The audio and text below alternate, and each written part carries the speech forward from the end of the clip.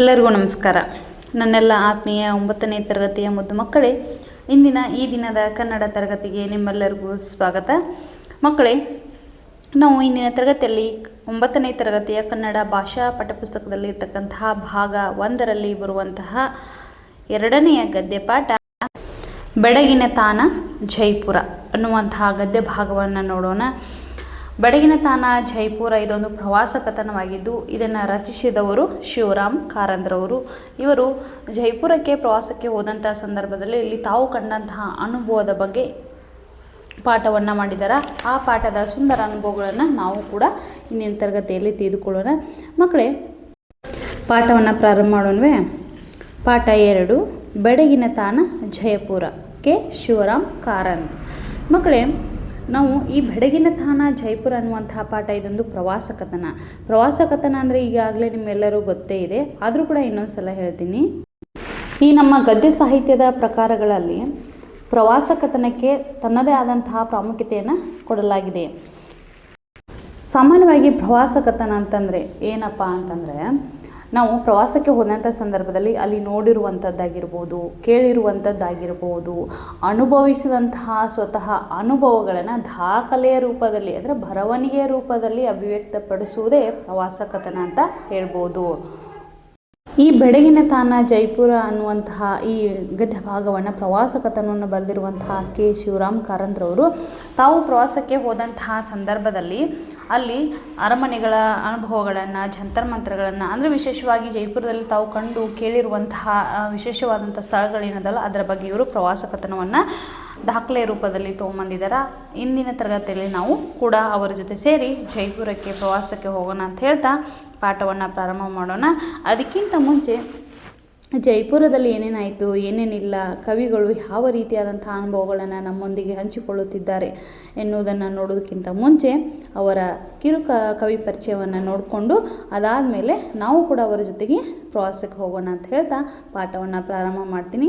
ಯಾರೆಲ್ಲ ಪುಸ್ತಕವನ್ನು ತೆರೆದಿಲ್ವೋ ಎಲ್ಲರೂ ಪುಸ್ತಕವನ್ನು ತೆರೆದಿಟ್ಟುಕೊಳ್ಳಿ. ಬನ್ನಿ.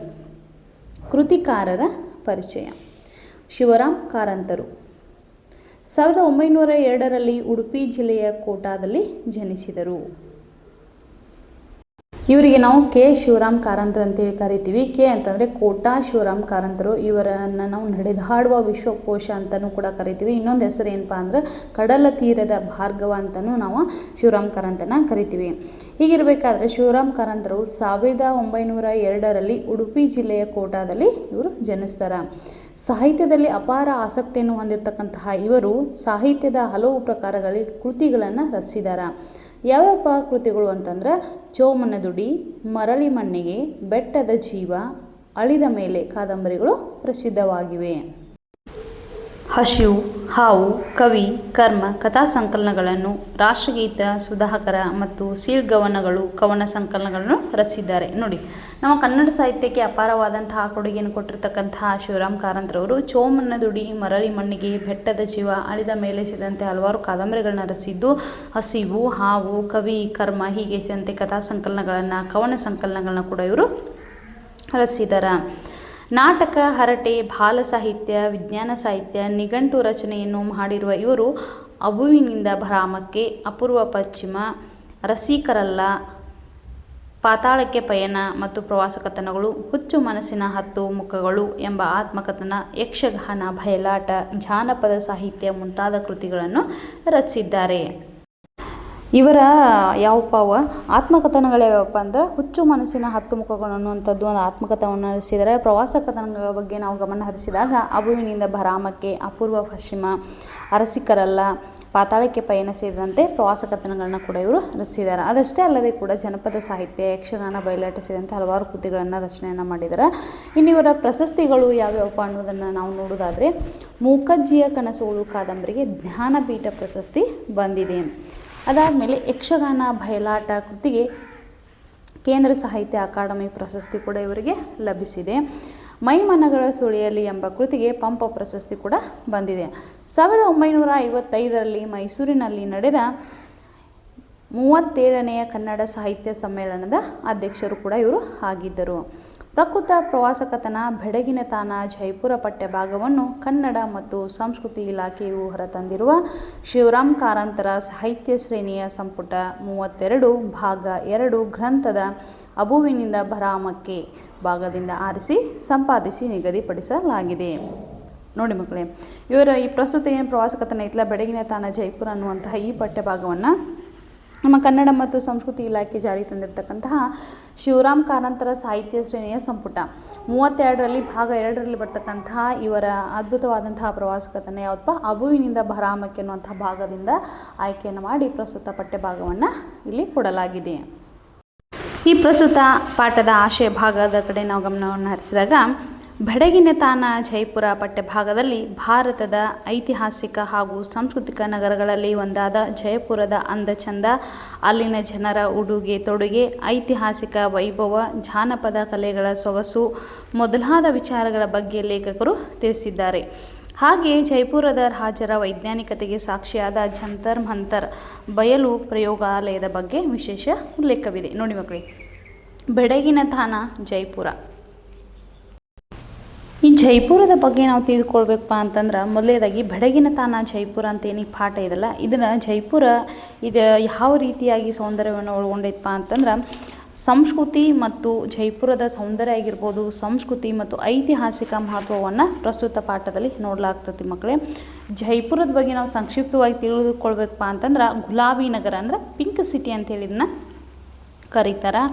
ಆಮೇಲೆ ಮಹಾರಾಜ ಸವಾಯಿ ಜೈಸಿಂಗ್ ಎಂಬುವರು ಜೈಪುರ್ ನಗರವನ್ನು ನಿರ್ಮಾಣವನ್ನು ಮಾಡ್ತಾರೆ. ಈ ಪ್ರಸ್ತುತ ನಗರದಲ್ಲಿ ಕಟ್ಟಡಗಳು ಗುಲಾಬಿ ಬಣ್ಣದಲ್ಲಿರುವುದರಿಂದ ಇದಕ್ಕೆ ಪಿಂಕ್ ಸಿಟಿ ಅಥವಾ ಗುಲಾಬಿ ನಗರ ಅಂತೇಳಿ ಕರಿತೀವಿ. ಇಲ್ಲಿ ನಾವು ನೋಡಬೇಕಾದಂತಹ ಕೆಲವೊಂದು ಕಟ್ಟಡಗಳು ಅಥವಾ ಪ್ರಸಿದ್ಧವಾದಂಥ ಸ್ಮಾರಕಗಳು ಯಾವ್ಯಾವಪ್ಪ ಅಂದರೆ ಹವಾ ಮಹಲ್ ಆಗಿರ್ಬೋದು, ಸಿಟಿ ಪ್ಯಾಲೇಸ್ ಆಗಿರ್ಬೋದು, ಜಂತರ್ ಮಂತರ್ ಆಗಿರ್ಬೋದು, ಇವು ಹೀಗೆ ಸೇರಿದಂಥ ಹಲವಾರು ಏನು ಕಟ್ಟಡಗಳ ಪ್ರಸಿದ್ಧವಾದಂಥ ಸ್ಮಾರಕಗಳು ಜೈಪುರದಲ್ಲಿ ನಾವು ಕಾಣ್ಬೋದು. ಅದಾದಮೇಲೆ ಮಾರುಕಟ್ಟೆಗಳು, ಆಭರಣಗಳು, ಕೈಗಾರಿಕೆಗಳು, ಸಂಸ್ಕೃತಿ ತುಂಬ ವೈಭವಶಾಲಿಯುಕ್ತವಾಗಿ ಇಲ್ಲಿ ನಾವು ನೋಡಬಹುದಾಗಿದೆ. ಇನ್ನೊಂದು ವಿಶೇಷತೆ ಏನಪ್ಪ ಅಂತಂದ್ರೆ ಪ್ರವಾಸಿಗರನ್ನು ಆಕರ್ಷಣೆ ಮಾಡುವಂತಹ ಒಂದು ಪ್ರಮುಖ ತಾಣನೇ ಅಂತ ಹೇಳ್ಬೋದು. ಭಾರತದ ಸಂಸ್ಕೃತಿಯ ವೈವಿಧ್ಯತೆಯನ್ನು ಇದು ತೋರಿಸ್ತತಿ. ಮಕ್ಕಳೇ, ಈ ಪಾಠದ ಮೂಲಕ ನಾವು ತಿಳಿದುಕೊಳ್ಳೋದು ಏನಪ್ಪ ಅಂತಂದ್ರೆ ಇತಿಹಾಸ, ಸೌಂದರ್ಯ, ಸಾಂಸ್ಕೃತಿಕ ಮಹತ್ವವನ್ನು ವಿವರಿಸುವುದು ಆಗಿದೆ. ಈ ಪ್ರಸ್ತುತ ಪಠ್ಯಭಾಗ ಏನಿದೆಯಲ್ಲ ಬೆಡಗಿನ ತಾಣ ಜೈಪುರ ಅನ್ನುವಂಥದ್ದು ಇಲ್ಲಿನ ಐತಿಹಾಸಿಕ ಸಾಂಸ್ಕೃತಿಕ ನಗರಗಳಲ್ಲಿ ಇದು ಕೂಡ ಒಂದು ಅಂತ ಹೇಳ್ಬೋದು. ಇಲ್ಲಿನ ಅಂದ ಚಂದ ಆಗಿರ್ಬೋದು, ಅಲ್ಲಿ ಜನರ ಉಡುಗೆ ತೊಡುಗೆ, ಆಚಾರ ವಿಚಾರ, ಐತಿಹಾಸಿಕ ವೈಭವ, ಅದಾದಮೇಲೆ ಜನಪದ ಕಲೆಗಳ ಸೊಗಸು, ಹೀಗೆ ಹಲವಾರು ವಿಚಾರಗಳ ಬಗ್ಗೆ, ವಿಷಯಗಳ ಬಗ್ಗೆ ನಮಗೆ ಲೇಖಕರು ತಿಳಿಸಿಕೊಟ್ಟಿದ್ದಾರೆ. ಜೈಪುರದಲ್ಲಿ ಇರ್ತಕ್ಕಂತಹ ರಾಜರ ವೈಜ್ಞಾನಿಕತೆಗೆ ಸಾಕ್ಷಿಯಾಗಿರ್ತಕ್ಕಂತಹ ಜಂತರ್ ಮಂತರ ಏನು ಪ್ರಯೋಗಾಲಯ ಇದೆಯಲ್ಲ ಅದರ ಬಗ್ಗೆ ವಿಶೇಷವಾದಂಥ ಉಲ್ಲೇಖವನ್ನು ಇಂದಿನ ಪದ್ಯದಲ್ಲಿ ನಾವು ಗದ್ಯ ಭಾಗದಲ್ಲಿ ನೋಡ್ಬೋದು. ಪದಗಳ ಅರ್ಥದ ಬಗ್ಗೆ ಗಮನಿಸಿದಾಗ ಉಸುಬು ಅಂದರೆ ಮರಳು ಅಥವಾ ಉಸುಕು ಅಂತ ಕರಿತೀವಲ್ಲ ಅದು, ದೇಶೀಯ ಅಂತಂದ್ರೆ ದೇಶದೊಳಗಿನ, ಮುಂಡಾಸು ಅಂದರೆ ಪೇಟ ಅಥವಾ ತಲೆಯ ಉಡುಗೆ, ರುಮಾಲು, ಮೇಲುದೆ ಅಂದರೆ ಹೆಂಗಸರು ಮೈ ಮೇಲೆ ಹೊದೆಯುವಂತಹ ಒಂದು ವಸ್ತ್ರ, ಅದಾದಮೇಲೆ ಕಡುಪಿನ ಬಣ್ಣ, ದಟ್ಟವಾದಂತಹ ಬಣ್ಣ, ರಂಗಾದ ಬಣ್ಣ, ನವರಂಗ ಅಂದರೆ ದೇವಾಲಯದ ಸಭಾ ಮಂಟಪ, ವಾಸ್ತು ಅಂದರೆ ಕಟ್ಟಡದ ನಿರ್ಮಾಣ ಶಾಸ್ತ್ರ, ಹಾಲುಗಲ್ಲು, ಅಮೃತ ಶಿಲೆ. ಟಿಪ್ಪಣಿಗಳನ್ನು ನೋಡೋಣ. ಗೋಧಳಿ ಸಮಯ, ಮುಸ್ಸಂಜೆಯ ಸಮಯ. ಗ್ರಾಮೀಣ ಪ್ರದೇಶಗಳಲ್ಲಿ ದನಕರುಗಳು ಮನೆಗೆ ಹಿಂದಿರುಗಿ ಬರುವಾಗ ಅವುಗಳ ಗೊರಸಿನ ಘರ್ಷಣೆಯಿಂದಾಗಿ ನೆಲದಿಂದ ಧೂಳು ಇಳುತ್ತದೆ. ಈ ಸಮಯವನ್ನು ಗೋಧಳಿ ಸಮಯ ಎನ್ನುವರು. ಪುಣ್ಯ ಕಾರ್ಯಗಳಿಗೆ ಅತ್ಯಂತ ಪ್ರಶಸ್ತವಾದ ಸಮಯ. ನೋಡಿ, ಈಗ ಮನೆಯಲ್ಲಿ ಏನಾದರೂ ಪೂಜೆ ಮಾಡಬೇಕಾದ್ರೆ ಅಥವಾ ಯಾವುದಾದ್ರೂ ಮನೆ ವಾಸ್ತು ಶಾಂತಿ ಇರಬೇಕಾದ್ರೆ ಅಥವಾ ಏನಾದರೂ ಒಂದು ಶುಭ ಕಾರ್ಯಕ್ರಮ ಇದ್ದಂಥ ಸಂದರ್ಭ ಗೋಧಳಿ ಸಮಯ ನೋಡ್ರಿ ಅಂತೆ ಪುರೋಹಿತರು ಅಥವಾ ಪಂಡಿತರು ಹೇಳೋದನ್ನು ನೀವು ಕೇಳ್ತೀರಿ. ಹಂಗಂತಂದ್ರೆ ಏನಪ್ಪ ಅಂತಂದ್ರೆ ಮಕ್ಕಳೇ, ಮುಸ್ಸಂಜೆಯ ಸಮಯ ಅಂದರೆ ಸಂಜೆ ಹೊತ್ತಿನ ಸಮಯ. ಈಗ ಹಲವಾರು ಹಳ್ಳಿ ಪ್ರದೇಶಗಳಲ್ಲಿ ಅಥವಾ ಗ್ರಾಮೀಣ ಪ್ರದೇಶಗಳಲ್ಲಿ ದನಕರುಗಳು ಮೇಯಲಿಕ್ಕೆ ಹೊರಗಡೆ ಗುಡ್ಡಗಾಡು ಪ್ರದೇಶಗಳಿಗೆ ತೆಗೆದುಕೊಂಡು ಹೋಗಿರ್ತಾರೆ ಬೆಳಗಿನ ಸಮಯ. ಮತ್ತು ಸಾಯಂಕಾಲ ಮರಳಿ ಮನೆಗೆ ಬರುವಂಥ ಸಂದರ್ಭ ಅವುಗಳ ಗರ್ ಮಾಡ್ತಿರ್ತಾವಲ್ಲ, ಅದರ ಘರ್ಷಣೆಯಿಂದಾಗಿ ನೆಲದಿಂದ ಏನಾಗತ್ತಪ್ಪ ಅಂದ್ರೆ ಅವರು ಹೊಡ್ಕೊಂಡು ಬರೋದಾಗಿರ್ಬೋದು ಅಥವಾ ಬರುವಂಥ ಸಂದರ್ಭದಲ್ಲಿ ಧೂಳು ಏನಾಗ ನೆಲದಿಂದ ಧೂಳು ಮೇಲಕ್ಕೆ ಎದ್ದಂಥ ಸಮಯದಲ್ಲಿ ಇದಕ್ಕೆ ನಾವು ಗೋಧಳಿ ಸಮಯ ಅಂತ ಕರಿತೀವಿ. ಇಂತಹ ಸಮಯವನ್ನು ಪುಣ್ಯ ಕಾರ್ಯಗಳಿಗೆ ಅತ್ಯಂತ ಪ್ರಶಸ್ತವಾದಂಥ ಸಮಯ ಅಂತೇಳಿ ಕರೀತಾರೆ. ದಿಡ್ಡಿ ಅಂದರೆ ಸಣ್ಣ ಬಾಗಿಲು, ಹೆಬ್ಬಾಗಿಲು ಅಥವಾ ಮುಖ್ಯ ದ್ವಾರದ ಬಾಗಿಲು ಮುಚ್ಚಿದಾಗ ತೆರೆದಿರುವ ಕಿರು ಬಾಗಿಲಕ್ಕೆ ನಾವು ದಿಡ್ಡಿ ಅಂತ ಕರಿತೀವಿ. ಮುಚ್ಚಿಕೆ ರಚನೆ, ಕಟ್ಟಡ ರಚನಾ ವಿನ್ಯಾಸದ ಬಗೆ, ಪದರು ರೂಪದ ಹೊದಿಕೆಯ ಕಟ್ಟಡ ರಚನೆ. ರಜಪೂತಾನ ಶೈಲಿ, ಇದು ರಜಪೂತರ ರಾಜಸ್ಥಾನ ಪ್ರಾಂತೀಯ ರಾಜವಂಶೀಯ ಶಿಲ್ಪಕಲಾ ಶೈಲಿಯ ಬಗ್ಗೆ. ವಿಶಾಲ ಅಂಕಣದಲ್ಲಿ ಲಲಿತವಾದ ಕಮಾನು ಮತ್ತು ಕಂಬಗಳ ಪರಸ್ಪರ ಹೊಂದಿಕೆಯ ರಚನಾ ವಿನ್ಯಾಸ ನಮೂನೆ ಅಂತ ಇದನ್ನು ನಾವು ಕರಿತೀವಿ. ರಜಪೂತನ ಶೈಲಿ ಅಂತಂದ್ರೇನು? ಇದು ರಜಪೂತರ ಒಂದು ವಿಶಿಷ್ಟವಾದಂಥ ಶೈಲಿ ಅಂತ ಹೇಳ್ಬೋದು. ರಾಜಸ್ಥಾನ ಪ್ರಾಂತೀಯ ರಾಜವಂಶೀಯ ಶಿಲ್ಪಕಲಾ ಶೈಲಿಯ ಒಂದು ಬಗೆ. ವಿಶಾಲ ಅಂಕಣದಲ್ಲಿ ಲಲಿತವಾದಂತಹ ಕಂಬಗಳ ಪರಸ್ಪರ ಹೊಂದಿಕೆಯನ್ನು ಜೋಡಿಸಲಾಗುತ್ತೆ. ಅದರ ಒಂದು ರಚನಾ ವಿನ್ಯಾಸದ ನಮೂನೆ. ಚಂದ್ರಕಾಂತ ಶಿಲೆ ಚಂದ್ರ ಪ್ರಕಾಶದಿಂದ ದ್ರವಿಸುತ್ತದೆ ಎಂದು ಭಾವಿಸಲಾದ ಒಂದು ಬಗೆಯ ಬಿಳಿಯ ಕಲ್ಲು, ಅಮೃತ ಶಿಲೆ ಅಂತ ಕರಿತೀವಲ್ವ ಇದು. ಬೆಳಗಿನ ತಾನ ಜೈಪುರ ಪಾಠದ ಪ್ರವೇಶ ಭಾಗದ ಕಡೆ ಗಮನವನ್ನು ಹರಿಸಿದಾಗ ಮಕ್ಕಳೇ, ದೇಶ ಸುತ್ತಿ ನೋಡು, ಕೋಶ ಓದಿ ನೋಡು ಎಂಬ ಗಾದೆಯಂತೆ ಜ್ಞಾನ ಸಂಗ್ರಹಕ್ಕೆ 2 ಮಾರ್ಗಗಳು. ದೇಶ ಸುತ್ತುವುದರಿಂದ ವ್ಯಕ್ತಿಗೆ ಪ್ರಾಯೋಗಿಕವಾಗಿ ಜ್ಞಾನ ದೊರೆಯುತ್ತದೆ. ಆ ಅನುಭವದ ಬರಹ ರೂಪದ ಅಭಿವ್ಯಕ್ತಿಯೇ ಪ್ರವಾಸ ಕಥನ. ನೋಡಿ ಮಕ್ಕಳೇ, ನಾನು ಈಗಾಗಲೇ ನಿಮಗೆ ಪ್ರವಾಸ ಕಥನ ಅಥವಾ ಅಂತಂದರೆ ಏನಂತ ಹೇಳಿದೆ, ಹೌದಾ? ನಾವು ದೇಶವನ್ನು ಸುತ್ತಬೇಕು, ಕೋಶವನ್ನು ಓದಬೇಕು. ಏನು ಉಪಯೋಗ? ದೇಶವನ್ನು ಸುತ್ತಿದರೆ ನಾವಲ್ಲಿ ಪ್ರಾಯೋಗಿಕವಾದಂತಹ ಕೆಲವೊಂದು ಏನು ವಿಶೇಷವಾದಂತಹ ಸ್ಥಳಗಳಿರ್ತಲ್ಲ ಅವುಗಳ ಮಹತ್ವವನ್ನು ಪಡೆದುಕೊಳ್ತೀವಿ. ಕೋಶ ಓದೋದ್ರಿಂದ ಹಲವಾರು ಪುಸ್ತಕಗಳನ್ನು ನಾವು, ಕೋಶ ಅಂದರೆ ಇಲ್ಲಿ ಪುಸ್ತಕ, ಅವುಗಳನ್ನು ಓದೋದ್ರಿಂದ ಏನಾಗುತ್ತೆ, ನಮಗೆ ಜ್ಞಾನ ದೊರೀತೈತಿ. ಹೀಗಾಗಿ ವ್ಯಕ್ತಿ ಪ್ರಾಯೋಗಿಕವಾಗಿ ಜ್ಞಾನವನ್ನು ಪಡೆದುಕೊಳ್ತಾನೆ ದೇಶವನ್ನು ಸುತ್ತುವುದರಿಂದ. ಆ ಅನುಭವವನ್ನು ಬರಹ ರೂಪದಲ್ಲಿ, ದಾಖಲೆ ರೂಪದಲ್ಲಿ ಬರೆದಂಥದ್ದನ್ನು ನಾವೇನಂತೀವಿ, ಪ್ರವಾಸ ಕಥನ. ಅಂದ್ರೆ ಯಾರೇ ಪ್ರವಾಸಕ್ಕೆ ಬಂದಿರುವಂಥ ಸಂದರ್ಭದಲ್ಲಿ ಅವರು ಅಲ್ಲಿ ಕಂಡಿರುವಂತಹ, ಕೇಳಿರುವಂತಹ, ತಾವೇ ಪ್ರಾಯೋಗಿಕವಾಗಿ ನೋಡಿ ಅನುಭವಿಸಿರುವಂತಹ ಅನುಭವಗಳನ್ನ ಬರಹ ರೂಪದಲ್ಲಿ ಅಥವಾ ಬರವಣಿಗೆ ರೂಪದಲ್ಲಿ ಇಲ್ಲ ದಾಖಲೆ ರೂಪದಲ್ಲಿ ಬರೆದಿರೋಕ್ಕೆ ನಾವೇಂತೀವಿ, ಪ್ರವಾಸ ಕಥನ ಅಂತ ಕರಿತೀವಿ. ಇದು ಆಧುನಿಕ ಕನ್ನಡ ಸಾಹಿತ್ಯ ಪ್ರಕಾರಗಳಲ್ಲಿ ಇದು ಕೂಡ ಒಂದು. ಕನ್ನಡ ಸಾಹಿತ್ಯ ಚರಿತ್ರೆಯನ್ನು ಅವಲೋಕಿಸಿದಾಗ ಸೂರಿ ವೆಂಕಟರಮಣ ಶಾಸ್ತ್ರಿ ಕರ್ಕಿ ಅವರ ದಕ್ಷಿಣ ಯಾತ್ರಾ ಚರಿತ್ರೆ ಕೃತಿಯೇ ಮೊದಲ ಪ್ರವಾಸ ಕಥನವೆಂದು ತಿಳಿದು ಬಂದಿದೆ. ನೋಡಿ, ಈ ಕನ್ನಡ ಸಾಹಿತ್ಯ ಚರಿತ್ರೆಯ ಬಗ್ಗೆ ನಾವು ಅವಲೋಕನ ಮಾಡಿದಂತಹ ಸಂದರ್ಭದಲ್ಲಿ ಮೊದಲ ಪ್ರವಾಸ ಕಥನ ಯಾವಪ್ಪ ಅಂದರೆ ದಕ್ಷಿಣ ಯಾತ್ರಾ ಚರಿತ್ರೆ ಅನ್ನುವಂಥದ್ದು. ಇದನ್ನು ಬರೆದಿರೋರು ಯಾರು? ಸೂರಿ ವೆಂಕಟರಮಣ ಶಾಸ್ತ್ರಿ ಕರ್ಕಿ ಎಂಬುವರು ದಕ್ಷಿಣ ಯಾತ್ರಾ ಚರಿತ್ರೆ ಅನ್ನುವಂತಹ ಮೊದಲ ಕೃತಿಯನ್ನು ಬಿಡುಗಡೆ ಮಾಡೋದು ಮುಖಾಂತರ ಮೊದಲ ಪ್ರವಾಸ ಕಥನ ಅನ್ನುವಂಥ ಹೆಗ್ಗಳಿಕೆಯನ್ನು ಪಡೆದುಕೊಂಡಿದೆ. ಇದು ಓದುಗನಿಗೆ ಪ್ರವಾಸದ ಪರೋಕ್ಷ ಅನುಭವವನ್ನು ನೀಡುವುದರಿಂದ ಪ್ರವಾಸ ಕಥನಕ್ಕೆ ಹೆಚ್ಚಿನ ಪ್ರಾಮುಖ್ಯವುಂಟು. ನೋಡಿ, ಪ್ರವಾಸ ಕಥನವನ್ನು ಓದ್ತಾ ಹೋದಂತೆ ಆ ಪ್ರವಾಸ ಕಥನದಲ್ಲಿ ಅವರು ಕಂಡು ಕೇಳಿರ್ತಕ್ಕಂತಹ ಏನು ವಿಶೇಷವಾದ ಸ್ಥಳಗಳ ಬಗ್ಗೆ ಏನು ಮಾಹಿತಿ ಇರೋದಿಲ್ಲ ಅದನ್ನು ನಾವು ಪ್ರಾಯೋಗಿಕವಾಗಿ ಕುಳಿತುಕೊಂಡಲ್ಲಿ ಅದರ ಮಹತ್ವವನ್ನು ತಿಳಿದುಕೊಳ್ಬೋದು. ಪ್ರವಾಸ ಕಥನಗಳನ್ನು ನಾಡಿನ ಪ್ರವಾಸ ಕಥನಗಳು, ದೇಶಿ ಪ್ರವಾಸ ಕಥನಗಳು, ಅಂತಾರಾಷ್ಟ್ರೀಯ ಪ್ರವಾಸ ಕಥನಗಳೆಂದು ಸ್ಥೂಲವಾಗಿ ವಿಂಗಡಿಸಿದೆ. ಪ್ರಕೃತ ಪ್ರವಾಸ ಕಥನ, ದೇಶಿ ನೆಲೆಯದ್ದು. ನೋಡಿ, ಪ್ರವಾಸ ಕಥನಗಳಲ್ಲಿ ನಾವು 3 ರೀತಿಯಾದಂತಹ ವಿಧಗಳನ್ನು ಮಾಡ್ತೀವಿ. ಯಾವುದು? ನಾಡಿನ ಪ್ರವಾಸ ಕಥನಗಳು, ದೇಶಿ ಪ್ರವಾಸ ಕಥನಗಳು ಮತ್ತು ಅಂತಾರಾಷ್ಟ್ರೀಯ ಪ್ರವಾಸ ಕಥನಗಳಂತ ಏನು ಮಾಡ್ತೀವಿ. ಈ ಪ್ರಸ್ತುತ ಏನು ಪಠ್ಯಭಾಗ ಐತಲ್ಲ, ಬೆಳಗಿನ ತಾನ ಜೈಪುರ ಅನ್ನುವಂಥದ್ದು, ಇದು ದೇಶಿ ನೆಲೆಗೆ ಸಂಬಂಧಪಟ್ಟಂತಹ ಒಂದು ಪ್ರವಾಸ ಕಥನ. ಬನ್ನಿ ಮಕ್ಕಳೇ, ನಾವು ಕೂಡ ಲೇಖಕರ ಜೊತೆಗೆ ಸೇರಿ ಜೈಪುರಕ್ಕೆ ಪ್ರವಾಸಕ್ಕೆ ಹೋಗಿ ಬರೋಣ. ಜೈಪುರ ನನ್ನ ಪಾಲಿಗೆ ಹೊಸತಾಗಿರಲಿಲ್ಲ. ನೋಡಿ, ಇಲ್ಲಿ ಯಾರು ಹೇಳ್ತಾ ಇದ್ದಾರೆ? ನನ್ನ ಪಾಲಿಗೆ ಅಂದರೆ ಇಲ್ಲಿ ಲೇಖಕರ ಪಾಲಿಗೆ. ಇಲ್ಲಿ ಲೇಖಕರು ಯಾರು? ಶಿವರಾಮ್ ಕಾರಂತರು ತಮ್ಮ ಅನುಭವದ ನುಡಿಗಳನ್ನು ನಮ್ಗೆ ಹೇಳ್ತಿದ್ದಾರೆ. ನಾವು ಕೂಡ ಅವ್ರ ಜೊತೆಗೆ ಪ್ರವಾಸಕ್ಕೆ ಹೋಗ್ತಾ ಇದ್ದೀವಿ, ಎಲ್ಲರಿಗೂ ಜ್ಞಾಪಕ ಇರಲಿ.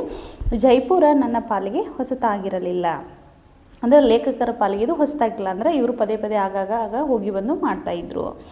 15 ವರ್ಷಗಳ ಹಿಂದೊಮ್ಮೆ ಹೋಗಿದ್ದೆ. ನೋಡಿ, ಅವರು ಯಾವಾಗ ಹೋಗಿದ್ರಪ್ಪ ಅಂದರೆ ಸುಮಾರು 15 ವರ್ಷಗಳ ಹಿಂದೆ ಶಿವರಾಮ್ ಕಾರಂತರವರು ಎಲ್ಲಿಗೆ ಹೋಗಿದ್ರು? ರಾಜಸ್ಥಾನದಲ್ಲಿರ್ತಕ್ಕಂತಹ ಜೈಪುರಕ್ಕೆ ಹೋಗಿದ್ರು.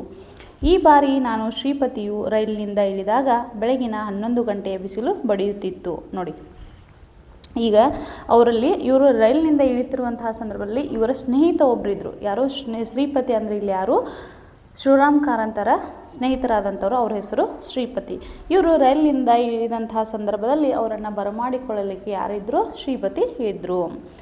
ಆಗ ಸಮಯ ಎಷ್ಟಾಗಿತ್ತಪ್ಪ ಅಂದ್ರೆ 11 ಗಂಟೆ ಆಗಿತ್ತು. ಅವಾಗ ಹೆಂಗೆ ಬಿಸಿಲು ಇತ್ತಪ್ಪ ಅಂದ್ರೆ ರಣ ಬಿಸಿಲು ಕಟಿತಾ ಇತ್ತಲ್ಲಿ. ನಾವು ನಮ್ಮ ಆಡು ಭಾಷೆಯಲ್ಲಿ ಹೇಳ್ಬೇಕಪ್ಪ ಅಂದ್ರೆ ಈಗ ನೀವು ನೋಡ್ತಿರ್ಬೋದಲ್ವ ಮಕ್ಕಳೇ, 11 ಗಂಟೆಗೆ ಅಲ್ಲಿ ರಾಜಸ್ಥಾನ ಸಿಕ್ಕಾಪಟ್ಟೆ ಬಿಸಿಲಿರುವಂತಹ ಒಂದು ರಾಜ್ಯ. ಬೆಳಗಿನ 11 ಗಂಟೆ ಬಿಸಿಲು ಬಡಿಯುತ್ತಿತ್ತು. ಮಿತ್ರರಾದ ರೈಗಳು ನಿಲ್ದಾಣಕ್ಕೆ ಬಂದು ನಮಗಾಗಿ ಕಾದಿದ್ದರು. ನೋಡಿ, ಅಲ್ಲ ಅವರ ಮಿತ್ರರು ಏನು ಮಾಡಿದರು? ನಿಲ್ದಾಣಕ್ಕೆ ಬಂದು ಕಾದಿದ್ರು. ನಮ್ಮನ್ನು ಊರ ಹೊರಗಿನ ಅವರ ಮನೆಗೆ ಕರೆದುಕೊಂಡು ಹೋದರು. ಮಕ್ಕಳು ಇಲ್ಲಿ ನೋಡಿ, ಅವರು ಜೈಪುರಕ್ಕೆ ಶಿವರಾಮ್ ಕಾರಂತರು ಮತ್ತು ಶ್ರೀಪತಿ ಇವರಿಬ್ಬರು ಕೂಡಿ ಅಲ್ಲಿ ಬಂದಿರ್ತಾರೆ. ಇವರು ಬಂದಂತಹ ಸಂದರ್ಭದಲ್ಲಿ ಅವಾಗ ಟೈಮ್ ಎಷ್ಟಾಗಿತ್ತು ಅಂದರೆ 11 ಗಂಟೆ ಆಗಿತ್ತು. ಸುಮಾರು 15 ವರ್ಷಗಳ ಹಿಂದೆ ಇವರು ಜೈಪುರಕ್ಕೆ ಹೋಗಿದ್ರು. ಹೀಗಾಗಿ ಇವರು ಮತ್ತೆ ಯಾವಾಗ ಬಂದ್ರಪ್ಪ ಅಂದರೆ ಜೈಪುರಕ್ಕೆ 15 ವರ್ಷಗಳಾದ ಮೇಲೆ ಇವರು ಒಬ್ಬರೇ ಬರಲಿ, ಇವರ ಜೊತೆಗೆ ಶ್ರೀಪತಿಯು ಕೂಡ ಬಂದಿದ್ದ. ಆಗ ಟೈಮ್ ಎಷ್ಟಾಗಿತ್ತು ಅಂದರೆ 11 ಗಂಟೆ ಆಗಿತ್ತು. ಆಗ ಯಾವ ರೀತಿಯಾದಂಥ ಬಿಸಿಲಿತ್ತಪ್ಪ ಅಂತಂದ್ರೆ ರಣ ಅನ್ನುವಂತಹ ಬಿಸಿಲು ಆವಾಗಲೇ ಅಲ್ಲಿ ಬಡಿತಾ ಇತ್ತು. ಮಿತ್ರರಾದ ರೈಗಳು ನಿಲ್ದಾಣಕ್ಕೆ ಬಂದು ನಮಗಾಗಿ ಕಾದಿದ್ದರು. ಇವರು ಟ್ರೈನ್ ಒಳಗೆ ಏನು ಮಾಡಿರ್ತಾರೆ, ಜೈಪುರಕ್ಕೆ ಬಂದಿರ್ತಾರೆ. ಇವರು ಶ್ರೀಪತಿ ಮತ್ತು ಯಾರು ಶಿವರಾಮ್ ಕಾರಂತರು ಇಬ್ಬರು ಕೂಡಿ ಬಂದಂತಹ ಸಂದರ್ಭದಲ್ಲಿ ರೈಗಳು ಇವರನ್ನು ಸ್ವಾಗತವನ್ನು ಮಾಡಲಿಕ್ಕೆ ನಿಲ್ದಾಣದಲ್ಲಿ ಅಂದರೆ ರೈಲ್ವೆ ನಿಲ್ದಾಣದಲ್ಲಿ ಇವರನ್ನು ಸ್ವಾಗತವನ್ನು ಮಾಡಿಕೊಂಡು ಇವರನ್ನು ಕರೆದುಕೊಂಡು ಹೋಗ್ತಾರೆ. ಎಲ್ಲಿಗೆ ಹೋಗ್ತಾರೆ ನೋಡಿ, ನಮ್ಮನ್ನು ಊರ ಹೊರಗಿನ ಅವರ ಮನೆಗೆ ಕರೆದುಕೊಂಡು ಹೋದರು. ನೋಡಿ, ಇವರ ರೈಗಳ ಮನೆಯಲ್ಲಿತ್ತು ಅಂದ್ರೆ ಅಲ್ಲಿ ಊರ ಹೊರಗೆ ಇರ್ತಕ್ಕಂತಹ ಒಂದು ಮನೆ ಇತ್ತು. ಆ ಮನೆಗೆ ಯಾರನ್ನು ಕರ್ಕೊಂಡು ಹೋದರು, ಲೇಖಕರನ್ನು ಮತ್ತು ಅವ್ರ ಜೊತೆ ಬಂದಿರತಕ್ಕಂಥ ಶ್ರೀಪತಿನ ಕರೆದುಕೊಂಡು ಹೋದರು. 4 ಸುತ್ತಲೂ ಉಸುಬು ಹರಡಿದ್ದ ಮರುಭೂಮಿಯಲ್ಲಿ ಅವರ ಮನೆ ಇತ್ತು. ನೋಡಿ, 4 ಸುತ್ತಲೂ ಅವರಷ್ಟು ಹೋಗುವಂತೆ ಅವರ ಮನೆ ಎಲ್ಲಿತ್ತು ಅಂದರೆ ಉಸುಬು ಹರಡಿದಂತಹ ಮರುಭೂಮಿ, ರಾಜಸ್ಥಾನ ಮರುಭೂಮಿಗೆ ಹೆಸರುವಾಸಿಯಾಗಿರ್ತಕ್ಕಂತಹ ಒಂದು ಊರು. ಈ ಉಸುಬು ಅಂತಂದ್ರೇನು, ಉಸುಕು ಅಥವಾ ಮರಳು ಅಂತೇಳಿ ನಾವು ಕರಿತೀವಿ, ಹೌದಾ. ಈ ಮರುಭೂಮಿ ರಾಜಸ್ಥಾನದಲ್ಲಿ ಹೆಸರುವಾಸಿ ಯಾವತ್ತಪ್ಪ ಅಂದ್ರೆ ಮರುಭೂಮಿಗೆ ತುಂಬ ಫೇಮಸ್ ಆದಂತಹ ಒಂದು ರಾಜ್ಯ ಆಗಿರುತ್ತೆ. ಹೀಗಾಗಿ ಅವರ ಮನೆ ಎಲ್ಲಿತ್ತಪ್ಪ ಅಂದ್ರೆ ಉಸುಬು ಹರಡಿರ್ತಕ್ಕಂತಹ ಮರುಭೂಮಿಯಲ್ಲಿ ಅವರ ಮನೆ ಇತ್ತು. ಅಲ್ಲಿ ಮಧ್ಯಾಹ್ನ ವೇಳೆ ಸ್ನಾನಕ್ಕೆ ನೀರು ಕಾಯಿಸುವ ಅಗತ್ಯ ಇಲ್ಲ. ಅಲ್ಲಿ ಏನಾಗಿತ್ತಪ್ಪ ಅಂತಂದ್ರೆ ಮಧ್ಯಾಹ್ನದ ಹೊತ್ತು ಅವ್ರು ನೀರು ಕಾಯಿಸುವಂಥ ಅಗತ್ಯ ಇರಲಿಲ್ಲ. ಯಾಕೆ ಅಗತ್ಯ ಇರಲಿಲ್ಲಪ್ಪ ಅಂತಂದ್ರೆ ಉಸುಬಿನ ಕಾವಿನಿಂದ ನಲ್ಲಿಯ ನೀರು ಕಾದೆ ಬರುತ್ತಿತ್ತು. ನೋಡಿ, ಮರಳು, ಹೌದಾ, ಮರುಭೂಮಿಗೆ ಅತಿಯಾದಂಥ ಬಿಸಿಲಿನಿಂದ ಅತಿಯಾದಂಥ ತಾಪಮಾನದಿಂದಾಗಿ ಹೆಚ್ಚಾಗಿದೆ ಕಾಯ್ತೈತಿ. ಹೀಗಾಗಿ ಅಲ್ಲಿ ಅವರ ರೈಗಳ ಮನೆಯಲ್ಲಿರ್ತಕ್ಕಂಥ ನಲ್ಲಿ ನೀರನ್ನು ಕಾಯಿಸುವಂತಹ ಅಗತ್ಯನೇ ಇರಲಿಲ್ಲ. ಆದ್ರೆ ಕಾವಿ ಏನಾಗಿತ್ತಪ್ಪ ಅಂತಂದ್ರೆ ನಲ್ಲಿ ನೀರು ಕಾದಿತ್ತು. ನಾನೇನು ಬಿಸಿನೀರು ಸ್ನಾನ ಮಾಡುವವ. ನೋಡ್ರಿ, ಅವಾಗ ಇವ್ರೇನಪ್ಪ ಅಂದರೆ ಇವರು ಹೆಂಗಿದ್ರು ಬಿಸಿನೀರು ಸ್ನಾನವನ್ನು ಜಳಕವನ್ನು ಮಾಡುವವರು. ಆದರೆ ನನಗೆ ಆದದ್ದು ಶ್ರೀಪತಿಗೆ ಆಗದು. ಆದರೆ ಇವ್ರಿಗೇನಾಗಿತ್ತು, ಇವರು ಬಿಸಿನೀರು ಸ್ನಾನವನ್ನು ಮಾಡ್ತಾಯಿದ್ರು ಲೇಖಕರು. ಆದರೆ ಇವ್ರ ಜೊತೆ ಬಂದಿರತಕ್ಕಂತಹ ಶ್ರೀಪತಿ ಇಲ್ಲ, ಆತ ಬಿಸಿನೀರು ಸ್ನಾನವನ್ನು ಮಾಡ್ತಾ ಇರಲಿಲ್ಲ. ಶ್ರೀಪತಿ ತಣ್ಣೀರು ಮೇಯುತ್ತಿದ್ದ. ಅವರು ಯಾವಾಗಲೂ ಶ್ರೀಪತಿ ತಣ್ಣೀರು ಸ್ನಾನವನ್ನು ಮಾಡ್ತಾಯಿದ್ರು. ಹೀಗಾಗಿ ಕಾದಿದ್ದ ನೀರನ್ನು ಆರಿಸಿ ತಣ್ಣೀರನ್ನು ಸ್ನಾನ ಮಾಡಿದ. ನೋಡಿ, ಅವಾಗ ಕಾದಿರ್ತಕ್ಕಂತಹ ನೀರನ್ನು ಎಲ್ಲವನ್ನು ಆರಿಸಿದಾದಮೇಲೆ ಸಂಪೂರ್ಣವಾಗಿ ಅದು ತಣ್ಣಗಾದ ಮೇಲೆ ಶ್ರೀಪತಿ ಏನು ಮಾಡಿದ, ತಣ್ಣೀರಿನ ಸ್ನಾನವನ್ನು ಮಾಡ್ತಾನೆ.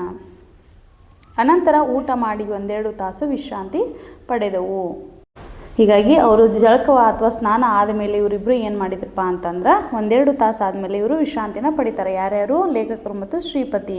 ನಮ್ಮ ಮೊದಲ ಕಾರ್ಯಕ್ರಮವೆಂದರೆ ಅಂಬೇರಕ್ಕೆ ಹೋಗುವುದು. ನೋಡಿ, ಇವರು ಮೊದಲ ಕಾರ್ಯಕ್ರಮ ಏನು ಇಟ್ಕೊಂಡಿದ್ರು, ಜೈಪುರ ಹೋದ ತಕ್ಷಣ ಅಲ್ಲಿರ್ತಕ್ಕಂಥ ಪ್ಲೇಸ್ಗಳನ್ನ ನೋಡಲಿಕ್ಕೆ ಹೋಗಿದ್ರಲ್ವಾ. ಹೀಗಾಗಿ ಇವರು ಅಲ್ಲಿ ಅಂಬೇರಕ್ಕೆ ಹೋಗಬೇಕನ್ನುವಂಥ ಒಂದು ಸ್ಥಳಕ್ಕೆ ಇವರು ನಿರ್ಧಾರವನ್ನು ಮಾಡಿದರು. ಊರ ಹೊರಗಿರುವ ನಮ್ಮ ಮಿತ್ರ ರೈಗಳಿಗೆ ಅಂಬೇರಕ್ಕೂ ಜೈಪುರಕ್ಕೂ ನಡುವೆ ಸಿಟಿ ಬಸ್ ನಡೆಯುತ್ತಿತ್ತೆಂದು ಸಹ ಗೊತ್ತಿರಲಿಲ್ಲ. ನೋಡಿ, ಅಲ್ಲೇ ಇರ್ತಕ್ಕಂತಹ ರೈಗಳಿಗೆ ಏನಾಗಿತ್ತು, ಅಂಬೇರಕ್ಕೆ ಮತ್ತು ಜೈಪುರಕ್ಕೆ ನಡುವೆ ಸಿಟಿ ಬಸ್ ಹೋಗ್ತಾವ ಅಂಥೇಳಿ ಅವ್ರಿಗೆ ಗೊತ್ತಿರಲಿಲ್ಲ. ಊರು ಹೊರಗಿದ್ರಲ್ವಾ, ಹೀಗಾಗಿ ಅದ್ರ ಬಗ್ಗೆ ಸಂಪೂರ್ಣವಂಥ ಮಾಹಿತಿ ಇವರು ತಿಳ್ಕೊಂಡಿರಲಿಲ್ಲ. ಹೀಗಾಗಿ ನಾವು ಟಾಂಗಾವನ್ನು ಗೊತ್ತು ಮಾಡಿಕೊಂಡು ನಗರದ ಮಧ್ಯಭಾಗದಿಂದ ಹಾದು ಹೋದೆವು. ಹೀಗಾಗಿ ಅಲ್ಲಿ ಟಾಂಗಾ ಗಾಡಿಯನ್ನು ಮಾಡಿಕೊಂಡು ಏನು ಮಾಡಿದ್ರಪ್ಪ ಅಂದ್ರೆ ಲೇಖಕರು ಮತ್ತು ಶ್ರೀಪತಿ ಕೂಡ್ಕೊಂಡು ಅಂಬೇರ ನಗರಕ್ಕೆ ಹೆಂಗೆ ಹೋದರು, ಟಾಂಗಾದ ಮುಖಾಂತರ ನಗರದ ಮಧ್ಯಭಾಗದಲ್ಲಿ ಹಾದು ಹೋದರು. ಲೇಖಕರು ಮುಂದುವರೆದು ಏನು ಹೇಳ್ತಾರಪ್ಪ ಅಂದರೆ, ಜೈಪುರದ ಮುಖ್ಯ ಬೀದಿಗಳು ನನ್ನ ಮನಸ್ಸಿನ ಮೇಲೆ ತುಂಬ ಪರಿಣಾಮವನ್ನು ಬೀರಿದವು. ನೋಡಿ, ಜೈಪುರ ಅಂದರೆ ಇವರಿಗೆ ಪಂಚಪ್ರಾಣ ಲೇಖಕರಿಗೆ. ಅಲ್ಲಿರ್ತಕ್ಕಂತಹ ಬೀದಿಗಳ ಬಗ್ಗೆ, ರಸ್ತೆಗಳ ಬಗ್ಗೆ ಯಾವ ರೀತಿ ವಿವರಣೆಯನ್ನು ಕೊಡ್ತಾ ಇದ್ದಾರಪ್ಪ ಅಂದರೆ, ಅಷ್ಟು ಸುಂದರವಾದಂತಹ ಬೀದಿಗಳನ್ನು ಜೈಪುರ ಒಳಗೊಂಡಿತ್ತು. ಅಲ್ಲಿ ಬೀದಿಗಳನ್ನು ನೋಡಿದ ತಕ್ಷಣ ಇವರಿಗೆ ಲೇಖಕರು ಏನಾಯಿತು, ಅವರ ಮನಸ್ಸಿನ ಮೇಲೆ ಸಿಕ್ಕಾಪಟ್ಟೆ ಪರಿಣಾಮವನ್ನು ಬೀರಿತು. ಯಾವ ರೀತಿಯಾದಂತಹ ಬೀದಿಗಳು ಇದ್ದುಪ್ಪ ಅಂತಂದ್ರೆ, 1 ಶತಮಾನದ ಹಿಂದೆ ಆ ನಗರದ ಬೀದಿಗಳು ನಿರ್ಮಾಣವಾಗಿದ್ದರೂ ಬಹಳ ಅಗಲವಾದ ಬೀದಿಗಳು. ನೋಡಿ, ಸುಮಾರು ವರ್ಷಗಳ ಹಿಂದೆ ನಿರ್ಮಾಣವಾದಂತಹ ಬೀದಿಗಳು, ರಸ್ತೆಗಳು, ಹೌದಾ, ಅವು ಹೇಗೆ ಇದ್ದುಪ್ಪ ಅಂದ್ರೆ ತುಂಬ ಅಗಲವಾದಂತಹ ವಿಶಾಲತೆಯನ್ನು ಒಳಗೊಂಡಂತಹ ಬೀದಿಗಳಾಗಿದ್ದವು. ನೇರವಾದವುಗಳು, ನೋಡಿ, ನೇರವಾಗಿ ಅಗಲವಾಗಿರ್ತಕ್ಕಂತಹ ಬೀದಿಗಳು ಅವುಗಳು ಆಗಿದ್ದವು. ಬಹುದೂರದಿಂದ ಕಾಣಿಸುವ ಅಂಗಡಿ ಮನೆಗಳ ದೇಸಿ ವಾಸ್ತು ರಚನೆ ಚೆನ್ನಾಗಿ ಶೋಭಿಸುತ್ತದೆ. ನೋಡಿ, ತುಂಬ ದೂರದಿಂದ ಕಾಣಿಸ್ತಕ್ಕಂತಹ ಅಂಗಡಿ ಮತ್ತು ಅಲ್ಲಿಯ ಮನೆಗಳು ಏನಾಗಿದ್ದಾವಪ್ಪ ಅಂದ್ರೆ ಎಲ್ಲವೂ ಒಂದೇ ಥರ ಬಣ್ಣದಾಗಿದ್ದವು. ಬೇರೆ ಬೇರೆ ತರಹ ಬಣ್ಣಗಳನ್ನು, ಬೇರೆ ಬೇರೆ ರಂಗಿನಲ್ಲಿ ಇರಲಿಲ್ಲ. ಅವು ಒಂದೇ ಥರದ ಬಣ್ಣಗಳನ್ನ ಒಳಗೊಂಡಿದ್ದು ಅನ್ನೋದ್ರ ಬಗ್ಗೆ ಹೇಳಲಿಕ್ಕೆ ಹೊರಟಿದ್ದಾರೆ ಲೇಖಕರು. ಅವರು ಎಷ್ಟೇ ದೂರದಿಂದ ನೋಡಿದರೂ ಕೂಡ ಅಲ್ಲಿ ದೇಶೀಯ ವಾಸ್ತು ರಚನೆ ಅಷ್ಟು ಚೆನ್ನಾಗಿತ್ತು, ಅಷ್ಟು ಮನಸ್ಸನ್ನು ಆಕರ್ಷಣೆ ಮಾಡುವಾಗಿತ್ತು ಅಲ್ಲಿ ಅಂಗಡಿಗಳಾಗಿರ್ಬೋದು ಅಥವಾ ಮನೆಗಳ ದೃಶ್ಯ ಅಂತ ಹೇಳ್ತಿದ್ದಾರೆ. ಇಲ್ಲಿನ ಒಂದೊಂದು ಮನೆಯು ಒಂದೊಂದು ಶೈಲಿಯದು, ಒಂದೊಂದು ದೇಶದ್ದು ಆಗಿ ಕಾಣಿಸುವುದಿಲ್ಲ. ನೋಡಿ, ಅಲ್ಲಿರ್ತಕ್ಕಂತಹ ಮನೆಗಳು ಎಲ್ಲವೂ ಒಂದೇ ಥರ ಆಗಿ ಇದ್ದವು. ಅಂದರೆ ಬೇರೆ ಬೇರೆ, ಈಗ ಒಂದೊಂದು ಮನೆಗಳು ಒಂದೊಂದು ಥರ ಇರಲಿಲ್ಲ. ಎಲ್ಲವೂ ಕೂಡ ಒಂದೇ ರೀತಿಯಾದಂತಹ ಬಣ್ಣಗಳನ್ನು, ಹೋಲಿಕೆಗಳನ್ನು ಒಳಗೊಂಡಿದ್ದವು. ಆದುದರಿಂದಲೇ ನನಗೆ ಅವುಗಳ ಮೇಲೆ ಮೋಹ. ನೋಡಿ, ಹೀಗಾಗಿ ಎಲ್ಲವೂ ಒಂದೇ ಥರವಾದಂತಹ ಬಣ್ಣಗಳನ್ನು ಒಳಗೊಂಡಿದ್ದರೆ, ಒಂದೇ ರೀತಿಯಾದಂತಹ ವಿನ್ಯಾಸಗಳನ್ನು, ದೇಶೀಯ ವಾಸ್ತು ರಚನೆಯನ್ನು ಒಂದೇ ರೀತಿಯಾಗಿ ಒಳಗೊಂಡಿದ್ದರಿಂದ ಅವರಿಗೆ ಎಲ್ಲಿಲ್ಲದ ಪ್ರೀತಿ ಯಾರಿಗಿತ್ತು? ಲೇಖಕರಿಗೆ ಜೈಪುರದಲ್ಲಿ ಇರ್ತಕ್ಕಂಥ ಅಂಗಡಿ ಮತ್ತು ಮನೆಗಳ ಮೇಲೆ ಹಾಗೂ ಮುಖ್ಯ ರಸ್ತೆಗಳ ಮೇಲೆ ಇತ್ತು ಅಂತ ಹೇಳ್ತಿದ್ದಾರೆ. ಇಲ್ಲಿನ ಮುಖ್ಯ ಬೀದಿಗಳು ಸಂಧಿಸುವಲ್ಲಿ ಸುಂದರವಾದ ಚೌಕಗಳಿವೆ. ನೋಡಿ, ಅಲ್ಲಿ ಏನಾಗಿತ್ತು ಅಂತಂದ್ರೆ ಸುಂದರವಾದಂತಹ ಚೌಕಗಳನ್ನು ಒಳಗೊಂಡಂತಹ ಏನಿದ್ದು ಮುಖ್ಯ ಬೀದಿಗಳು ಇದ್ದವು. ಅಂದರೆ ಈಗ ನಾವು ನೋಡ್ತಿರ್ಬೋದಲ್ವ, ನಮ್ಮಲ್ಲಿಯೂ ಕೂಡ ಟರ್ನಿಂಗ್ ಪಾಯಿಂಟ್ ಅಂತ ಮಾಡಿ ಚೌಕ ಥರ ಮಾಡಿರ್ತಾರೆ. ಹೀಗೆ ಅಲ್ಲಿಯೂ ಕೂಡ ಮುಖ್ಯ ಬೀದಿಗಳು ಸಂಧಿಸುವಲ್ಲಿ ಏನಾಗಿತ್ತು ಮಾಡಿದರು?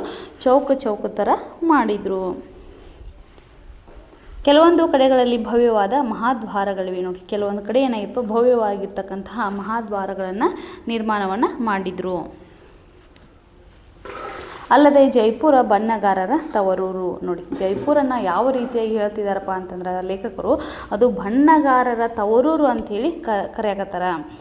ಬಣ್ಣ ಹಾಕುವ ಕುಶಲಿಗರು ಆ ಊರಿನಲ್ಲಿ ಬಹಳ ಮಂದಿ ಇದ್ದಾರೆ. ಬಣ್ಣದ ಮೋಹವಿರುವ ಜನರು ಬಹಳ ಇದ್ದಾರೆ. ನೋಡಿ, ಅಲ್ಲಿರ್ತಕ್ಕಂತಹ ಜನರಾಗಿರ್ಬೋದು ಅಥವಾ ಕುಶಲಕಾರರಾಗಿರ್ಬೋದು ಅಥವಾ ಬಹಳಷ್ಟು ಜನ, ಅವರೆಲ್ಲ ಯಾರಪ್ಪ ಅಂತಂದ್ರೆ ಅವರು ಬಣ್ಣದ ಸಾಕಷ್ಟು ರೀತಿಯಾದಂತಹ ಬಣ್ಣವನ್ನು ಹಾಕುವಂತಹ ಜನರು. ಅಂದರೆ ಬಣ್ಣಗಳ ಮೇಲೆ ಅತಿಯಾದಂತಹ ಪ್ರೀತಿ ಉಳ್ಳವರು ಅವರೆಲ್ಲರೂ ಆಗಿದ್ರು ಅಂತ ಹೇಳತ್ತಾರ. ಹೀಗಾಗಿ ಕವಿಗಳಿಗೆ ಏನಾಗೈತಪ್ಪ ಅಂತಂದ್ರೆ ಅಲ್ಲಿಯ ನಗರಗಳ ಬಗ್ಗೆ ಅಷ್ಟೊಂದು ವಿಶೇಷತೆಯನ್ನು ಒಳಗೊಂಡಿತ್ತು ಅಂತೇಳಿ ಅವರು ಹೇಳಕತ್ತಾರ. ನೋಡಿ, ಗಿಡ ಮರಗಳಿಲ್ಲದ ಸ್ಥಳದಲ್ಲಿ ವಾಸಿಸುವ ಜನರಿಗೆ ಕಣ್ಣಿನ ತನಿವು ಹೇಗೆ ಬರಬೇಕು ಹಾಗೆಂದು ಏನು ಇಲ್ಲಿನ ಜನರು, ಅದರಲ್ಲೂ ಹೆಂಗಸರು ರಂಗುರಂಗಿನ ಲಂಗ, ಪಾಯಿಜಾಮ, ಸೀರೆ, ರವಿಕೆ, ಮೇಲುದೆ ತೊಡುವ ಅಭ್ಯಾಸದವರು. ನೋಡಿ, ಗಿಡ ಮರಗಳಿಲ್ಲದ ಸ್ಥಳದಲ್ಲಿ ಅಂತಂದ್ರೆ ಅದು ಸಂಪೂರ್ಣವಾದಂತಹ ಮರುಭೂಮಿಯಿಂದ ಕೂಡಿರ್ತಕ್ಕಂತಹ ಒಂದು ಪ್ರದೇಶ. ಯಾವುದು? ರಾಜಸ್ಥಾನ. ಹೀಗಾಗಿ ಅಲ್ಲಿ ಎಲ್ಲ ಸುತ್ತು 4 ಕಡೆಯಿಂದ ನೋಡಿದರೂ ಕೂಡ, 4 ದಿಕ್ಕುಗಳಿಂದ ನಾವು ನೋಡಿದರೂ ಕೂಡ ಎಲ್ಲಿ ನೋಡ್ತಾರಲ್ಲೆಲ್ಲ ಮರುಭೂಮಿಯೇ ಇದೆ. ಹೀಗಾಗಿ ಉಸುಕು ತುಂಬಿದಂತಹ ಒಂದು ಸ್ಥಳ ಅಂತ ಹೇಳ್ಬೋದು. ಹೀಗಾಗಿ ಅಂಥ ಸ್ಥಳದಲ್ಲಿ ಹೇಗೆ ಗಿಡ ಮರಗಳು ಬರಬೇಕಲ್ವಾ? ಅದಕ್ಕಾಗಿ ಯಾವುದೇ ರೀತಿಯಂತಹ ಗಿಡಗಳು ಇರುವುದಿಲ್ಲ ಅಂತ ಹೇಳತ್ತಾರ. ಅಂಥ ಗಿಡ ಮರಗಳಿಲ್ಲದ ಸ್ಥಳದಲ್ಲಿ ವಾಸಿಸುವ ಜನರಿಗೆ, ಅಲ್ಲಿಯ ಜನರಿಗೆ ಗಿಡ ಮರಗಳು ಇಲ್ಲೇ ಇರುವುದರಿಂದ ಅದರ ಗಂಧ ಗಾಳಿನೂ ಗೊತ್ತಿರುವುದಿಲ್ಲ. ಕಣ್ಣಿನ ತನಿವು ಹೇಗೆ ಬರಬೇಕು ಹಾಗೆಂದು ಏನು ಇಲ್ಲಿನ ಜನರು, ಅದರಲ್ಲೂ ಹೆಂಗಸರು ರಂಗುರಂಗಿನ ಲಂಗ, ಪಾಯಿಜಾಮ, ಸೀರೆ, ರವಿಕೆ, ಮೇಲುದೆ ತೊಡುವ ಅಭ್ಯಾಸದವರು. ನೋಡಿ, ಅಲ್ಲಿಯ ಜನರ ಬಟ್ಟೆ, ಉಡುಗೆ ತೊಡುಗೆ ಬಗ್ಗೆ ಹೇಳತ್ತಾರ ಕವಿಗಳು, ಲೇಖಕರು. ಏನಂತ ಹೇಳ್ತಾರೆ? ಅಲ್ಲಿಯ ಜನರು ರಂಗುರಂಗಿನ, ಹೆಂಗಸರು ಯಾವ ರೀತಿಯಾದಂತಹ ಬಟ್ಟೆಗಳನ್ನ ತೊಡ್ತಾ ಇದ್ರು, ಉಡುಗೆ ತೊಡುಗೆಗಳು ತೊಡ್ತಾ ಇದ್ರಪ್ಪ ಅಂದ್ರೆ ರಂಗುರಂಗಿನ ಲಂಗ ಮತ್ತು ಪಾಯಿಜಾಮ ಆಗಿರ್ಬೋದು, ಸೀರೆ, ರವಿಕೆ, ಮೇಲುದೆ ತೊಡುವಂತಹ ಅಭ್ಯಾಸದವರು ಅವರು ಆಗಿದ್ರು. ಅದರಲ್ಲೂ ಕೆಂಪು, ಕಿತ್ತಳೆ, ಹಳದಿ ಅಂದರೆ ಪ್ರಾಣ. ಅವರಿಗೆ ಯಾವ ರೀತಿಯಾದಂತಹ ಬಟ್ಟೆಗಳಂದ್ರೆ ಪ್ರಾಣ. ಕೆಂಪು, ಹಳದಿ ಮತ್ತು ಕಿತ್ತಳೆ ರೀತಿಯಾದಂತಹ ಬಟ್ಟೆಗಳು ಧರಿಸೋದಂದ್ರೆ ಪ್ರಾಣ. ನೋಡಿ, ಏನು ಹೇಳ್ತಿದ್ದಾರಪ್ಪ ಅಂತಂದ್ರೆ ಅಲ್ಲಿ ಪ್ರತಿಯೊಬ್ಬರು ಕೂಡ ರಂಗು ಆಗಿರ್ತಕ್ಕಂತಹ ಬಣ್ಣದ ಬಟ್ಟೆಗಳನ್ನು ತೊಡ್ತಾ ಇದ್ರು ಅಲ್ಲಿಯ ಹೆಂಗಸರು, ಹೆಣ್ಮಕ್ಕಳು. ಅವರಿಗೆ ಯಾವ ರೀತಿಯಾದಂಥ ಬಣ್ಣಗಳು ಇಷ್ಟ? ಕೆಂಪು, ಕಿತ್ತಳೆ, ಹಳದಿ ಬಣ್ಣಗಳಂದರೆ ಅವರೆಲ್ಲರೂ ಪಂಚಪ್ರಾಣ ಅಂತ ಹೇಳ್ತಿದ್ದಾರೆ. ನಿತ್ಯವೂ ಹೋಳಿ ಹುಣ್ಣಿಮೆ ಮಾಡುವವರಂತೆ ಬಣ್ಣದ ಚೆಲ್ಲಾಟ ಅವರ ಬಟ್ಟೆಗಳಲ್ಲಿ. ನೋಡಿ, ಅವರ ಬಟ್ಟೆಗಳು ಯಾವ ರೀತಿಯಾಗಿದ್ದಪ್ಪ ಅಂದ್ರೆ, ನಾವು ಹೋಳಿ ಹುಣ್ಣಿಮೆಯನ್ನು ಆಚರಿಸ್ತೀವಿ ನಮ್ಮ ಭಾರತದಲ್ಲಿ. ಹೋಳಿ ಹುಣ್ಣಿಮೆಯನ್ನು ಆಚರಿಸ್ಬೇಕಾದ್ರೆ ವಿಶೇಷತೆ ಏನು? ಬಣ್ಣಗಳಿಂದ ನಾವೆಲ್ಲರೂ ಹೋಳಿ ಹಬ್ಬವನ್ನು ಮಾಡ್ತೀವಿ. ನಾವು ಹೋಳಿ ಹಬ್ಬವನ್ನು ಯಾವ ರೀತಿಯಾಗಿ ಬಣ್ಣಗಳಿಂದ ಆಚರಿಸ್ತೀವಲ್ಲ, ಅವರು ಅದೇ ರೀತಿಯಾಗಿ ಪ್ರತಿದಿನವೂ ಅವರು ಹೋಳಿ ಹಬ್ಬ ಇದ್ದಂತೆ ಅಷ್ಟು ಚಂದವಾದಂತಹ ಬಟ್ಟೆಗಳನ್ನು, ಬಣ್ಣಗಳಿಂದ ಕೂಡಿರ್ತಕ್ಕಂತಹ ಬಟ್ಟೆಗಳನ್ನು ಅವರು ಹಾಕ್ಕೊಳ್ತಾ ಇದ್ರು. ಗಂಡಸರು ರಂಗುರಾಯರೇ. ಗಂಡಸರು ಏನು ಕಮ್ಮಿ ಇಲ್ಲ, ಅವರು ಕೂಡ ಏನು ಮಾಡ್ತಾಯಿದ್ರು? ಬಣ್ಣದ ಬಟ್ಟೆಗಳನ್ನು ಹಾಕ್ಕೊಳ್ತಾ ಇದ್ರು. ಅವರ ಪಂಚೆ ಅಂಗಿಗಳಲ್ಲಿ ರಂಗು ಕಾಣಿಸದಿದ್ದರೂ ಮುಂಡಾಸಿನ 30 ಮೊಳಗಳಲ್ಲಿ 300 ಬಣ್ಣಗಳನ್ನು ಮೆರೆಯಿಸುವುದುಂಟು. ನೋಡಿ, ಗಂಡಸರು ಏನು ಕಮ್ಮಿ ಇಲ್ಲ ಹೆಣ್ಮಕ್ಳಿಗಿಂತ, ಅವರು ಕೂಡ ಬಣ್ಣ ಬಣ್ಣದ ಬಟ್ಟೆಗಳನ್ನು ಧರಿಸ್ತಾ ಇದ್ರು. ಆದರೆ ಅವರ ಬಟ್ಟೆಗಳಲ್ಲಿ ಇರ್ತಕ್ಕಂತಹ ಒಂದು ವಿಶೇಷತೆ ಏನಪ್ಪ ಅಂತಂದ್ರೆ, ಪಂಚೆ ಮತ್ತು ಅಂಗಿಗಳಲ್ಲಿ ಯಾವುದೇ ರೀತಿಯಾದಂತಹ ಬಣ್ಣಗಳು ಕಾಣಿಸ್ತಾ ಇದ್ರು ಕೂಡ ಅವರು ತಲೆಗೆ ಏನು ಸುತ್ತಕೊಳ್ತಾ ಇದ್ರಲ್ಲ, ಪೇಟೆ ಅಥವಾ ಪಟಗ ಅಂತ ಕರಿತೀವಿ, ರುಮಾಲು ಆಗಿರ್ಬೋದು, ಅದಕ್ಕೆ ಮುಂಡಾಸು ಅಂತ ಕರೀತಾರೆ. ಅವರು 30 ಮೊಳ ಇತ್ತು ಸುಮಾರು ಅಂದಾಜು. ಆ 30 ಮೊಳ ಉದ್ದ ಇರ್ತಕ್ಕಂತಹ ಪಟಗ ಅಥವಾ ಪೇಟ ಅಥವಾ ರುಮಾಲು ಏನಿತ್ತಲ್ಲ, ಅದರಲ್ಲಿ 300 ಬಣ್ಣಗಳನ್ನು ಕಾಣ್ತಾ ಇದ್ರು. ಅಷ್ಟೊಂದು ವೈವಿಧ್ಯಮಯವಾಗಿರ್ತಕ್ಕಂತಹ ಪಟಕಗಳನ್ನು ಅಲ್ಲಿ ಗಂಡು ಮಕ್ಕಳು ಸುತ್ತಕೊಳ್ತಾ ಇದ್ರು. ಹೆಣ್ಮಕ್ಳು ಏನು ಮಾಡ್ತಾಯಿದ್ರು, ಅವ್ರ ಲಂಗ, ಪೈಜಾಮ, ಸೀರೆ, ರವಿಕೆ ಆಗಿರ್ಬೋದು ಅಥವಾ ಮೇಲೊದೆ ಹಾಕುವಂತಹ ಮೇಲೆ ಹೊದಿಕೆ ಆಗಿರ್ಬೋದು, ಇವೆಲ್ಲವೂ ಕೂಡ ರಂಗಿನಿಂದ ಕೂಡಿದ್ರೆ ಗಂಡು ಮಕ್ಕಳಲ್ಲಿ ಅಂಗಿ ಮತ್ತು ಪಂಚೆಗಳಲ್ಲಿ ಯಾವುದೇ ರೀತಿಯಂತಹ ಬಣ್ಣ ಕಾಣದೇ ಇದ್ದರೂ ಕೂಡ ಅವರ ಪೇಟ ಅಥವಾ ಪಟಕಗಳಲ್ಲಿ ಬಣ್ಣ ಕಾಣ್ತಾ ಇತ್ತು ಅಂತ ಹೇಳ್ತಾರೆ. ಸುತ್ತಿನ ಅವರ ದೇಸಿ ಮುಂಡಾಸನ್ನು ಚೆನ್ನಾಗಿ ಬಿಗಿದುಕೊಂಡಾಗ ಬಲು ಗಂಭೀರವಾಗಿಯೇ ಕಾಣಿಸುತ್ತದೆ. ನೋಡಿ, ಅವರು ಪಟಕವನ್ನು ಗಂಡ್ಮಕ್ಕಳು ತಲೆಗೆ ಸುತ್ತಕೊಂಡಾಗ ಹೇಗೆ ಕಾಣಿಸ್ತಾ ಇತ್ತು ಅಂದರೆ ಅದನ್ನು ಚೆನ್ನಾಗಿ ಬಿಗಿದು ಕಟ್ಕೊಳ್ಬೇಕಿತ್ತು. ಹೌದಾ? ನೀವು ಎಲ್ಲರೂ ನೋಡಿದ್ರೆ ಹಬ್ಬ ಹರಿದಿನಗಳಲ್ಲಾಗಿರ್ಬೋದು ಅಥವಾ ಮದುವೆ ಪ್ರೋಗ್ರಾಮ್ಗಳಲ್ಲಾಗಿರ್ಬೋದು ಪಟಕವನ್ನು ಸುತ್ತಕೊಳ್ಳೋದನ್ನೆಲ್ಲ ನೋಡೇ ಇರ್ತೀರ. ಆ ರೀತಿ ನಿಮ್ಮೆಲ್ಲರಿಗೂ ಒಂದು ಅಂದಾಜು ಬರ್ತಾ ಇದೆ ಅಲ್ವಾ, ಐಡಿಯಾ ಬರ್ತಾ ಇದಲ್ವ ಮಕ್ಕಳೇ ನಾನು ಹೇಳೋದಾ? ಹೀಗಾಗಿ ಅವರ ಪಟಕಗಳನ್ನ ಸುತ್ತಕೊಂಡ್ರೆ ಅಂತೂ ತುಂಬ ಗಂಭೀರವಾಗಿ, ಲಕ್ಷಣವಾಗಿ, ತುಂಬ ಚೆನ್ನಾಗಿ ಕಾಣಿಸ್ತಾ ಇದ್ರು. ಅಷ್ಟೊಂದು ಬಟ್ಟೆಗಳು ನೋಡಿ, ಇಲ್ಲಿ ಲೇಖಕರು ಏನು ಹೇಳ್ತಾ ಇದ್ದಾರೆ, ರಸ್ತೆಗಳು ಕೂಡ ತುಂಬ ವೈವಿಧ್ಯಮಯವಾಗಿದ್ವು, ಅಷ್ಟೊಂದು ವಿಶಾಲವಾದಂತಹ ಚೌಕಗಳನ್ನು ಒಳಗೊಂಡಂತಹ ಸುಂದರವಾದಂತಹ ರಸ್ತೆಗಳಾಗಿದ್ವು, ಅದ್ರ ಬಗ್ಗೆ ಹೇಳಿದರು. ಆಮೇಲೆ ಅಲ್ಲಿರ್ತಕ್ಕಂತಹ ಮನೆ ಅಂಗಡಿಗಳು ಎಲ್ಲವೂ ಒಂದೇ ರೀತಿಯಾದಂತಹ ಬಣ್ಣಗಳನ್ನು ಹೋಲಿಕೆ ಮಾಡುವಂಥದ್ದು. ಬೇರೆ ಒಂದೊಂದು ಥರ ಮನೆ ಆಗಿರ್ಬೋದು, ಒಂದೊಂದು ಥರ ಅಂಗಡಿಗಳು ಒಂದೊಂದು ರೀತಿಯಾಗಿ ಕಾಣಿಸ್ತಾ, ಎಲ್ಲವೂ ಕೂಡ ಒಂದೇ ರೀತಿಯಾಗಿ ಕಾಣಿಸ್ತಾ ಇತ್ತು ಅಂತ ಹೇಳ್ತಾರೆ. ಅವರ ಬಣ್ಣಗಳ ಬಗ್ಗೆ ಹೇಳ್ತಾ ಹೋದ್ರೆ ಅವರ ಮೈಮೇಲೆ ಹಾಕುವಂತಹ ಉಡುಗೆ ತೊಡುಗೆಗಳು ತುಂಬ ಚೆನ್ನಾಗಿ ಕಾಣಿಸ್ತಾ ಇದ್ವು ಅಂತ ಇಲ್ಲಿ ಲೇಖಕರು ಹೇಳ್ತಾರೆ. ಗಂಡು ಮಕ್ಕಳು ಏನು ಕಮ್ಮಿ ಇರಲಿಲ್ಲ, ಹೆಣ್ಮಕ್ಳು ಏನು ಕಮ್ಮಿ ಇರಲಿಲ್ಲ. ಅವರ ಬಟ್ಟೆಗಳಾಗಿರ್ಬೋದು, ಅವರ ಉಡುಗೆ ತೊಡುಗೆಗಳಾಗಿರ್ಬೋದು, ಎಲ್ಲವೂ ಕೂಡ ಬಣ್ಣಗಳಿಂದ ವೈವಿಧ್ಯಮಯವಾಗಿ ಕಾಣಿಸ್ತಾ ಇತ್ತು ಅನ್ನೋದನ್ನು ಹೇಳ್ತಾರೆ. ಅವರ ವೇಷಭೂಷಣಗಳನ್ನು ನೋಡ್ತಾ ಇದ್ದರೆ ನೋಡಿ ಅನಿಸುತ್ತಲ್ವ, ಹೆಣ್ಮಕ್ಳು ರಂಗಾಗಿರ್ತಕ್ಕಂತಹ ಮೇಲ್ವೊದಿಕೆ ಆಗಿರ್ಬೋದು, ಆಮೇಲೆ ಅವರ ರವಿಕೆ ಆಗಿರ್ಬೋದು, ಅವರ ಲಂಗ ಪೈಜಾಮ ಆಗಿರ್ಬೋದು, ಅವರು ಎಷ್ಟು ಸುಂದರವಾಗಿ ಹೆಣ್ಮಕ್ಳು ಚೆನ್ನಾಗಿ ರೆಡಿ ಆಗ್ತಾರೆ ಎಂಬುದ್ರ ಬಗ್ಗೆ ನಾವು ಲೇಖಕರು ಹೇಳಿದ್ದನ್ನು ನಾವು ಕಾಣ್ತಾ ಇದ್ರಿ. ಈ ಚಿತ್ರವನ್ನು ನೋಡ್ತಾ ಇದ್ರೆ ನಮಗೆ ಅನಿಸುತ್ತೆ. ನೋಡಿದ್ರಲ್ವಾ? ನೋಡಿ, ಗಂಡು ಮಕ್ಕಳು ಕೂಡ ತಲೆಗೆ ಪಟಕ ಅಂದರೆ ರುಮಾಲುವನ್ನು ಸುತ್ತುವುದಾಗಿರ್ಬೋದು, ಆಮೇಲೆ ಅವರ ಮೇಲೆ ಅಂಗಿ ಆಗಿರ್ಬೋದು, ಎಲ್ಲವೂ ಕೂಡ ಒಂದೇ ರೀತಿಯಾದಂತಹ ಬಟ್ಟೆಗಳನ್ನು ಧರಿಸ್ತಾ ಇದ್ರು. ಆದರೆ ಅವರು ಪಟಕದಲ್ಲಿ ನೋಡಿ ಎಷ್ಟೊಂದು ಕಲರ್ ಅಂದರೆ ಬಣ್ಣವಾಗಿರ್ತಕ್ಕಂಥ ಡ್ರೆಸ್ಗಳನ್ನು ಧರಿಸ್ತಾ ಇದ್ರು, ಉಡುಗೆ ತೊಡುಗೆಗಳನ್ನ ಧರಿಸ್ತಾ ಇದ್ರು. ನೋಡಿದ್ರಲ್ವಾ ಅವರ ವೇಷಭೂಷಣ ಯಾವ ರೀತಿಯಾಗಿ ರಾಜಸ್ಥಾನ ಜನರ ವೇಷಭೂಷಣ ಇರುತ್ತೆ ಅನ್ನೋದನ್ನು, ತುಂಬ ಲಕ್ಷಣವಾದಂತಹ ತುಂಬ ಚಂದವಾಗಿರ್ತಕ್ಕಂತಹ ಬಟ್ಟೆಗಳನ್ನು ತೊಡುವಂತಹ ಒಂದು ಕಲೆ ಇದೆ ಅವರಲ್ಲಿ. ತುಂಬ ಅದ್ಭುತವಾದಂತಹ ಇವರ ವೇಷಭೂಷಣ. ಮಕ್ಕಳೇ, ಇಂದಿನ ತರಗತಿಯಲ್ಲಿ ನಾವು ಬೆಡಗಿನ ತಾಣ ಜೈಪುರ ಅನ್ನುವಂತಹ ಪಾಠದ ಸಾರಾಂಶನ ಇಲ್ಲಿಯವರೆಗೆ ನಾವು ನೋಡೋಣ. ನಾಳೆ ದಿನ ತರಗತಿಯಲ್ಲಿ ಮುಂದುವರೆದಂತಹ ಭಾಗವನ್ನು ನೋಡೋಣ.